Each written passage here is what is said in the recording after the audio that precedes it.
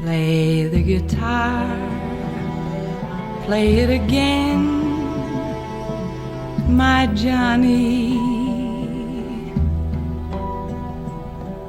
Maybe you're cold, but you're so warm inside. I was always a fool. Buenas noches y bienvenidos un lunes más a la hora de los clásicos, aquí en Carballiño Televisión. Como ven, hoy vengo caracterizado con un poco más de seriedad. Y hoy vamos a proyectar la película Topkapi, rodada en el año 1964 por el director Jules Dassin. Verán que la película tiene un comienzo poco ortodoxo, sin embargo, poquito a poco les va a ir enganchar hasta conducirles a un final espectacular. Los últimos 45 minutos de esta película son realmente brillantes. A modo de anécdota puedo comentarles que probablemente todos ustedes hayan visto la película Misión Imposible, protagonizada por Tom Cruise y que ha dado lugar a una saga bastante flojita. Pues bien, la escena más icónica de Misión Imposible está copiada de la película que hoy emitimos, Topkapi.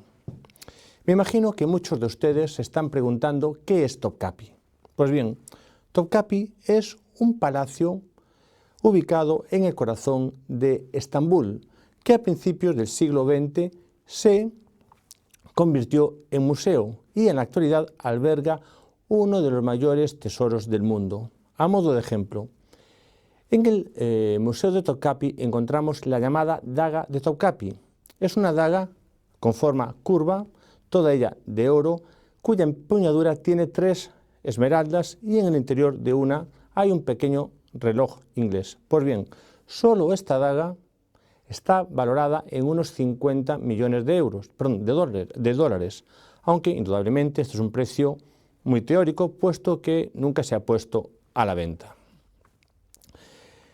Como les he comentado, la película está dirigida por Jules Dassin. Jules Dassin es un director de origen norteamericano que comenzó trabajando como auxiliar de dirección del gran Alfred Hitchcock, pero enseguida se puso detrás de la cámara y se convirtió en un cineasta polifacético, en la línea del gran Clint Eastwood, es decir, dirige, escribe guiones y interpreta. En su primera etapa norteamericana dirigió un puñado de películas bastante interesantes, entre las que yo me quedo con El fantasma de Canterbury, probablemente la mejor adaptación al cine del clásico de la literatura escrito por Oscar Wilde, o películas de cine negro como La ciudad desnuda, para mí su mejor película, o Mercado de ladrones. Tengo aquí el programa original de la película, programa cuyo origen es de Soligó. Un día dedicaré un programa solo a los cartelistas españoles, Soligó, Jano o Mac. A principios de los 60, Jules Dassin se encuentra con el problema de que es incluido en la lista negra que elaboraba el senador McCarthy. En programas anteriores ya les he hablado cómo el senador McCarthy inició la llamada caza de brujas, que perseguía a aquellos cineastas que de uno u otro modo estuviesen vinculados al comunismo. Y este director fue de los primeros que vio que sobre su nombre se trazaba una cruz, quizás debido a su ascendencia judía. Esto provocó que abandonase los Estados Unidos y se instalase en Francia, donde continuó con su carrera cinematográfica. Primero rueda la película Noche en la ciudad, magnífica película de cine negro protagonizada por Richard Widmark, y luego rueda la que para muchos es su mejor película, Rififi, que en todo caso es el germen de Topkapi. Luego conocería a la que sería su segunda mujer, Melina Mercury, con la que desarrollaría una fructífera carrera cinematográfica. De hecho, dirigió a Melina Mercury en un total de 8 películas. Falleció con más de 95 años de edad a consecuencia de una fuerte gripe. Como ya les he comentado, estuvo casado en 2 ocasiones. Ambos matrimonios duraron casi 30 años y a modo de curiosidad puedo comentarles que del primer matrimonio nace Joe Dassin, que fue un cantante que tuvo cierto éxito en el país vecino durante los años 70 e incluso llegó a grabar algún tema en castellano, como por ejemplo A ti, à toi en francés. Al frente del reparto nos encontramos con Melina Mercouri. Melina Mercouri es una actriz, cantante y activista política de origen griego. Desde muy pequeñita estuvo muy vinculada a la política griega, debido a que su abuelo fue durante muchos años alcalde de Atenas y su padre fue parlamentario. Sin embargo, se vio obligada a abandonar su país natal cuando en el año 1967 se instaura la dictadura de los generales, que se prolongaría hasta el año 1974. Durante este periodo de tiempo, Melina Mercouri se convierte en la principal opositora al régimen, convocando conciertos y marchas en contra de la dictadura, lo que provocó que se expropiasen todos sus bienes, que se secuestrasen sus películas y sus discos y que se le privase de la nacionalidad griega. No obstante, Melina Mercouri siempre dijo que ella nació griega y moriría griega. Durante este periodo de tiempo están acreditados 3 atentados contra su vida. Incluso en torno al año 60, en la ciudad de Génova, de forma accidental, se descubrió una bomba colocada muy próxima al atril en el que Melina Mercouri iba a dirigirse a los asistentes. Los artificieros de la policía consiguieron provocar la explosión de ese artefacto explosivo sin provocar daños personales. Melina vuelve a su país de origen cuando se reinstaura la democracia y es elegida parlamentaria, y en el año 1981 se convierte en la primera mujer que en Grecia es nombrada ministro. Durante 2 legislaturas sería titular de lo que aquí llamaríamos cartera de cultura. Cuando fallece Melina Mercouri, a consecuencia de un cáncer probablemente provocado por el excesivo consumo de tabaco, en su entierro se le rindieron honores de jefe de Estado. Imagínense cómo idolatraban en Grecia a Melina Mercouri. E incluso sus fans depositaron sobre su tumba cajetillas de tabaco de su marca favorita.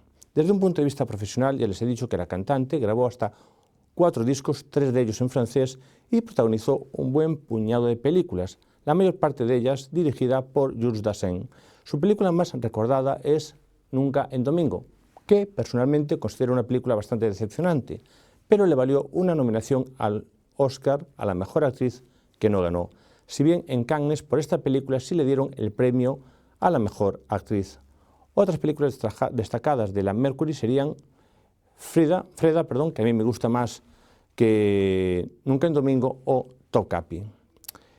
A Jules Dassin también lo nominaron en 2 ocasiones al Oscar, como mejor director y como mejor guión por la película Nunca en Domingo, pero no ganó ninguna de las 2 estatuillas, si bien en el Festival de Cannes sí le dieron el premio al mejor director por la película Rififi.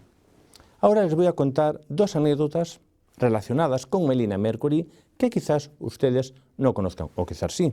La primera guarda relación con el solista del grupo Queen, Freddie Mercury. ¿Sabían ustedes que Freddie Mercury toma su apellido Mercury de Melina Mercouri por la admiración que profesaba a la activista griega? Pues es así.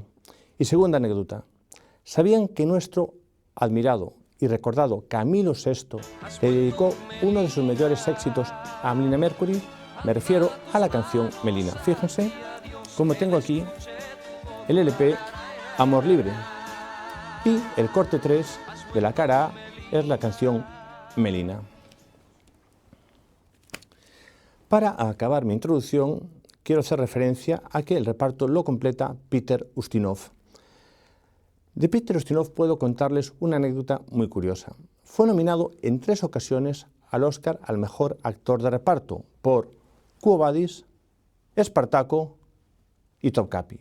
Y fue nominado en 3 ocasiones al Globo de Oro al mejor actor secundario o de reparto por Quo Vadis, por Espartaco y por Topkapi.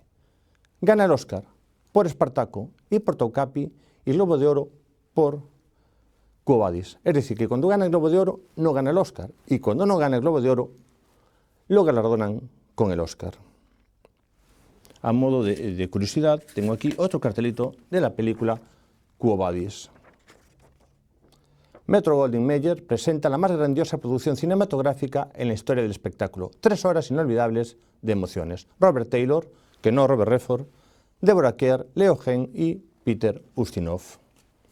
De este modo, doy por concluida mi introducción, les dejo ya con la película y les espero el próximo lunes a la misma hora, porque les voy a presentar a Papá Ganso. Buenas noches y sean buenos.